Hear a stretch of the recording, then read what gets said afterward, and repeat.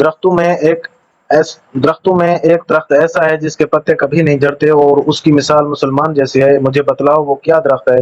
تو لوگ جنگلی درختوں کی سوچ میں پڑ گئے، اور عبداللہ کہتے ہیں میرے دل میں آیا کہ میں بتلا دوں کہ وہ کھجور کا پیڑ ہے۔ عبداللہ کہتے ہیں کہ مجھے شرم آ گئی اور میں چپ ہی رہا۔ تب لوگوں نے عرض کیا، یا رسول اللہ، آپ ہی خود اس کے بارے میں بتلا دیجئے۔ آپ صلی اللہ علیہ وسلم نے فرمایا، وہ کھجور ہے۔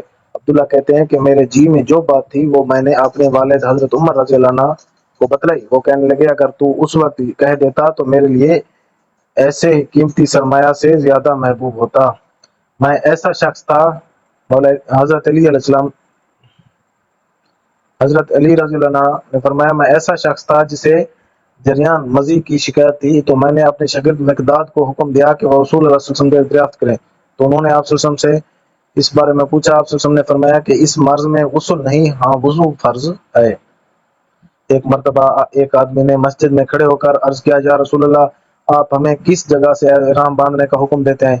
تو رسول اللہ صلی اللہ علیہ وسلم نے فرمایا، مدینہ والے ذوالحلیفہ سے احرام باندھیں، اور اہل شام والے جحفہ سے، اور نجد والے قرن منازل سے۔ ابن عمر رضی اللہ عنہ نے فرمایا کہ لوگوں کا خیال ہے کہ رسول اللہ صلی اللہ علیہ وسلم نے فرمایا کہ یمن والے یلمل سے احرام باندھیں، اور ابن عمر رضی اللہ عنہ کہا کرتے تھے کہ مجھے یہ آخری جملہ رسول اللہ صلی اللہ علیہ وسلم سے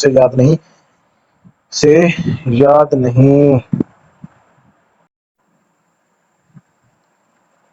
ایک شخص نے آپ سے پوچھا کہ احرام باندھنے والے کو کیا پہننا چاہیے؟ آپ صلی اللہ علیہ وسلم نے فرمایا کہ نہ قمیض پہنے، نہ صافہ باندھے، نہ پاجامہ، اور نہ کوئی سرپوش اوڑھے، اور نہ کوئی زعفران اور ورس سے رنگا ہوا کپڑا پہنے، اور اگر جوتے نہ ملے تو موزے پہن لے اور انہیں اس طرح کاٹ دے کہ ٹخنوں سے نیچے ہو جائیں۔